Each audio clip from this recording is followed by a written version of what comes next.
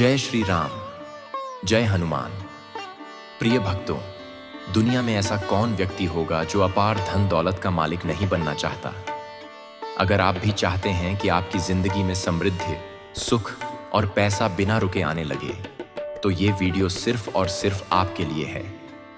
क्योंकि आज शनिवार के दिन जो भक्त श्री राम भक्त हनुमान जी की पूजा अर्चना करता है, उस पर शनिदेव स्वयं प्रसन्न हो जाते हैं। आज के इस वीडियो में हम हमारे पूज्य गुरु जी द्वारा बताया गया एक चमत्कारी उपाय भी लेकर आए हैं, जो आपके भाग्य को सिर्फ 7 दिनों में बदल सकता है। कृपया इस वीडियो को अंत तक जरूर देखिए। जो भक्त चैनल पर नए हैं, वो वीडियो को लाइक करें, सब्सक्राइब करें और कमेंट बॉक्स में हनुमान जी के चरणों में अपनी हाजिरी दर्ज करें। प्रिय भक्तों, आज जो मंत्र हम आपके लिए लेकर आए हैं, वो कोई साधारण मंत्र नहीं है। वो एक जागृत शक्ति है, श्री हनुमान जी की कृपा का साक्षात रूप। इस मंत्र को सिर्फ 108 बार सुनिए। अगर समय ना हो तो 21 बार ही सुन लीजिए, पर सुनिए जरूर, क्योंकि इसके प्रभाव से आपके दुख, दरिद्रता और रुकावटें समाप्त हो सकती हैं। एक समय की बात है, एक व्यक्ति था, बहुत ही निर्धन। न सिर पर छत थी, न पेट में भरपेट अन्न। वो हर दिन भगवान से रोता, गिड़गिड़ाता। फिर एक दिन एक ब्राह्मण देवता ने उसे बताया, अगर तू अपनी सभी समस्याओं से छुटकारा पाना चाहता है, तो आज से ही हनुमान जी के मंत्र का स्मरण शुरू कर दे। क्योंकि हनुमान जी कलयुग के एकमात्र ऐसे देवता हैं जो अपने भक्तों की भक्ति से तुरंत प्रसन्न हो जाते हैं। उस व्यक्ति ने भक्ति भाव से हनुमान जी के धन प्राप्ति मंत्र का जप आरंभ किया और केवल 7 दिनों में उसका जीवन बदल गया। उसे धन मिला, रोजगार मिला और सम्मान भी। प्रिय भक्तों, अब जानिए वह दिव्य और सरल उपाय जिसे आप आज से ही शुरू कर सकते हैं। शनिवार की रात को स्नान करके शुद्ध लाल वस्त्र धारण करें।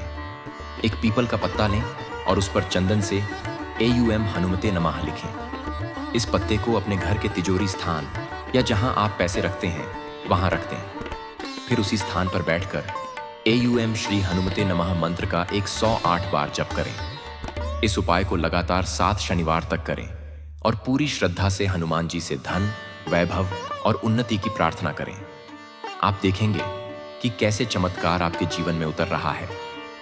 तो भक्तों, देर न करें, आज से ही इस उपाय को अपनाइए और अपने जीवन में बजरंग बली की कृपा को महसूस कीजिए। कमेंट में जय बजरंग बली जरूर लिखें और वीडियो को शेयर करें, ताकि हर भक्त हनुमान जी की कृपा से धनवान बने। तो चलिए मंत्र का जाप करें। करो कृपा मुझ पर हे हनुमान, जीवन भर करूं मैं तुम्हें सदा प्रणाम।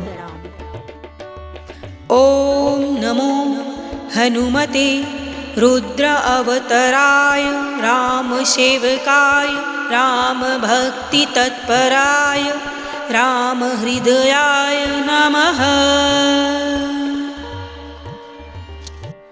ओम नमो हनुमते रुद्र अवतराय राम सेवकाय राम भक्ति तत्पराय राम हृदयाय नमः।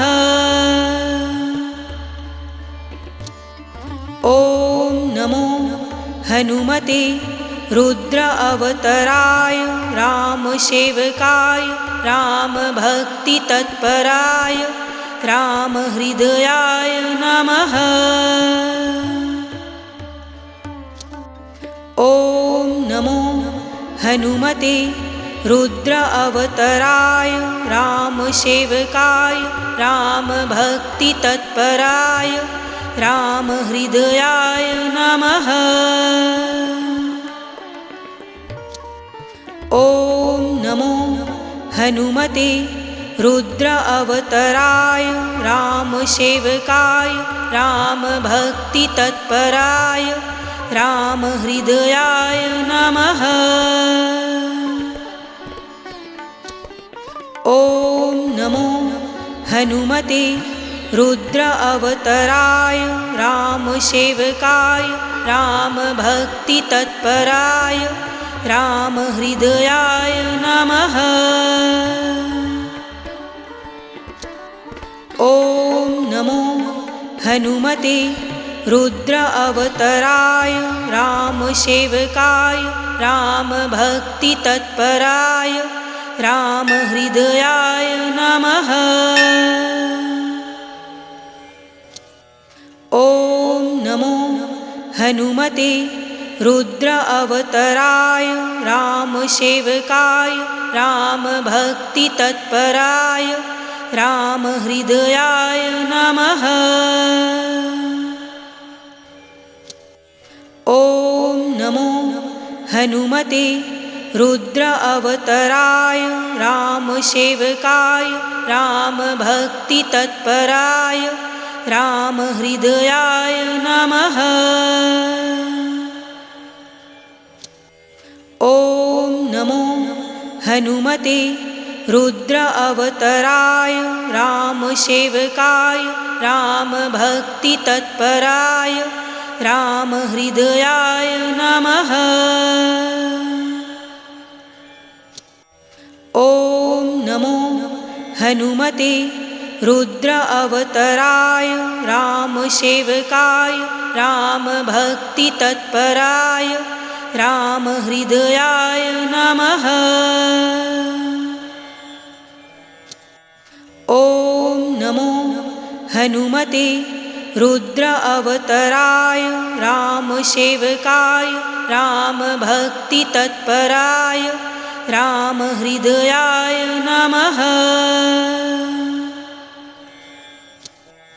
ॐ नमो हनुमते रुद्र अवतराय रामसेवकाय रामभक्तितत्पराय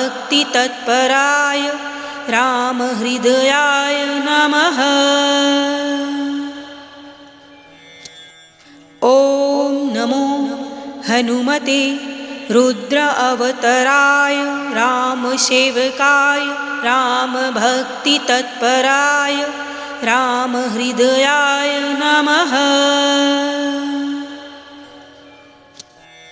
ॐ नमो हनुमते रुद्र अवतराय रामसेवकाय रामभक्तितत्पराय रामहृदयाय नमः। ॐ नमो हनुमते रुद्र अवतराय रामसेवकाय रामभक्तितत्पराय रामहृदयाय नमः। ॐ नमो हनुमते रुद्र अवतराय रामसेवकाय रामभक्तितत्पराय रामहृदयाय नमः। ॐ नमो हनुमते रुद्र अवतराय रामसेवकाय रामभक्तितत्पराय रामहृदयाय नमः। ॐ नमो हनुमते रुद्र अवतराय रामसेवकाय रामभक्तितत्पराय रामहृदयाय नमः। ॐ नमो हनुमते रुद्र अवतराय रामसेवकाय रामभक्तितत्पराय रामहृदयाय नमः। ॐ नमो हनुमते रुद्र अवतराय रामसेवकाय रामभक्तितत्पराय रामहृदयाय नमः। ॐ नमो हनुमते रुद्र अवतराय रामसेवकाय रामभक्तितत्पराय रामहृदयाय नमः। ॐ नमो हनुमते रुद्र अवतराय रामसेवकाय रामभक्तितत्पराय रामहृदयाय नमः। ॐ हनुमते रुद्र अवतराय रामसेवकाय रामभक्तितत्पराय रामहृदयाय नमः। ॐ नमो हनुमते रुद्र अवतराय रामसेवकाय रामभक्तितत्पराय रामहृदयाय नमः। ॐ नमो हनुमते रुद्र अवतराय रामसेवकाय रामभक्तितत्पराय रामहृदयाय नमः। ॐ नमो हनुमते रुद्र अवतराय रामसेवकाय रामभक्तितत्पराय रामहृदयाय नमः।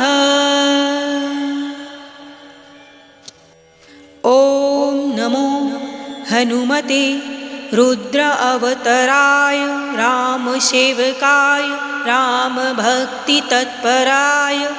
रामहृदयाय नमः।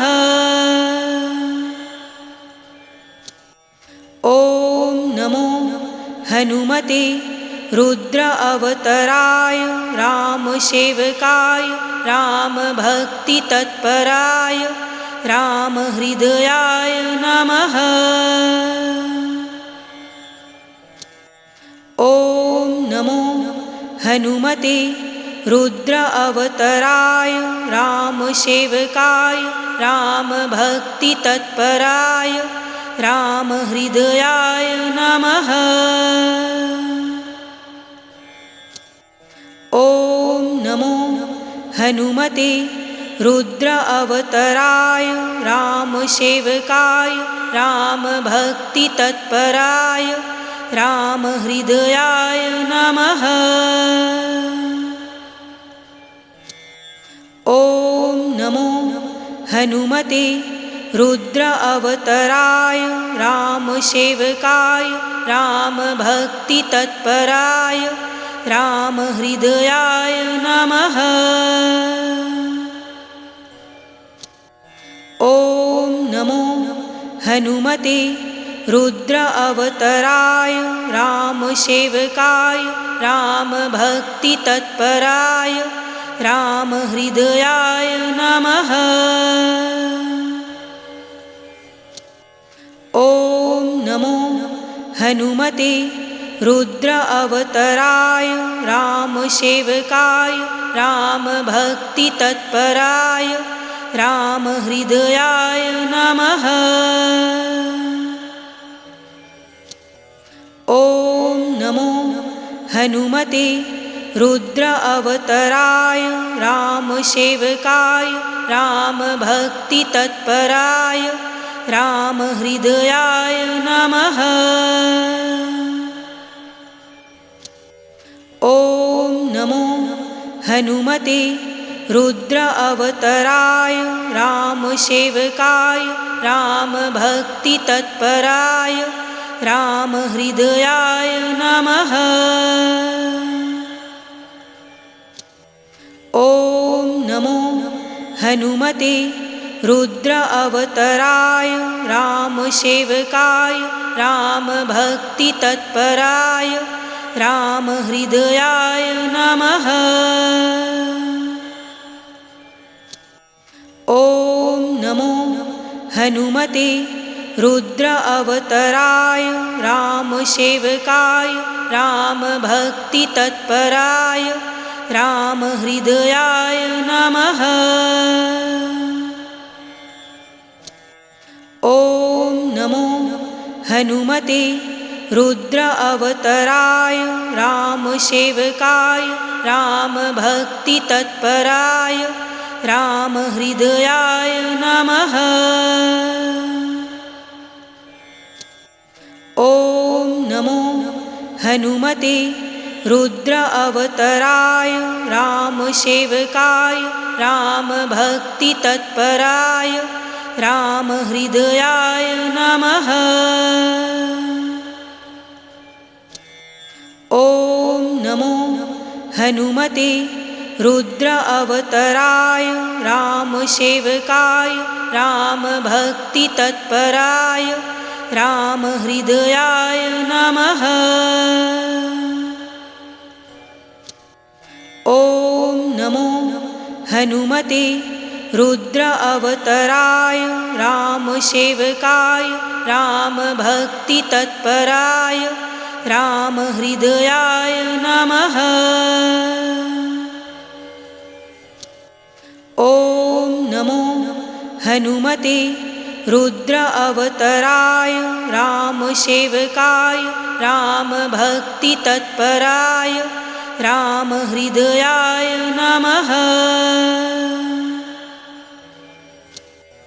ॐ नमो हनुमते रुद्र अवतराय रामसेवकाय रामभक्तितत्पराय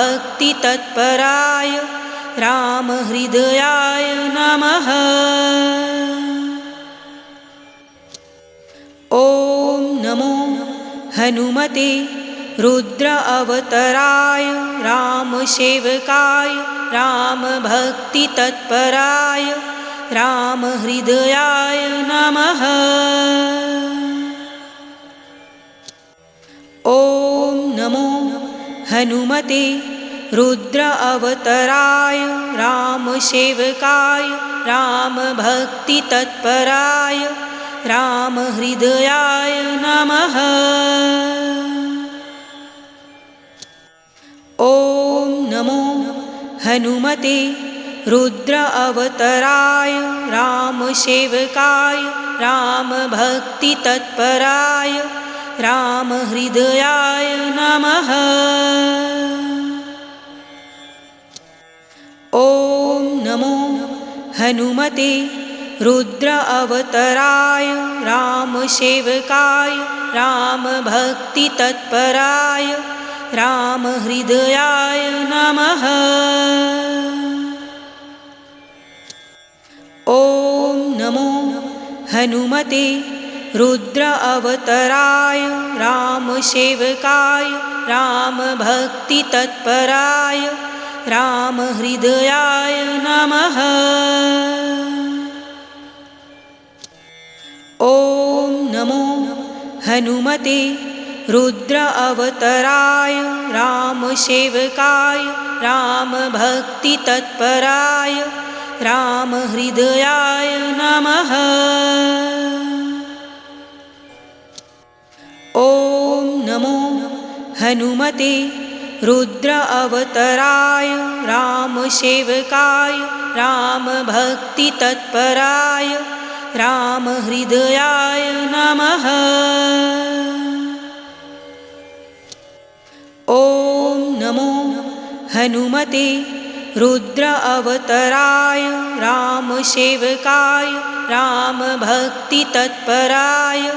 रामहृदयाय नमः। ॐ नमो हनुमते रुद्र अवतराय रामसेवकाय रामभक्तितत्पराय रामहृदयाय नमः। ॐ नमो हनुमते रुद्र अवतराय रामसेवकाय रामभक्तितत्पराय रामहृदयाय नमः। ॐ नमो हनुमते रुद्र अवतराय रामसेवकाय रामभक्तितत्पराय रामहृदयाय नमः। ॐ नमो हनुमते रुद्र अवतराय रामसेवकाय रामभक्तितत्पराय रामहृदयाय नमः। ॐ नमो हनुमते रुद्र अवतराय रामसेवकाय रामभक्तितत्पराय रामहृदयाय नमः।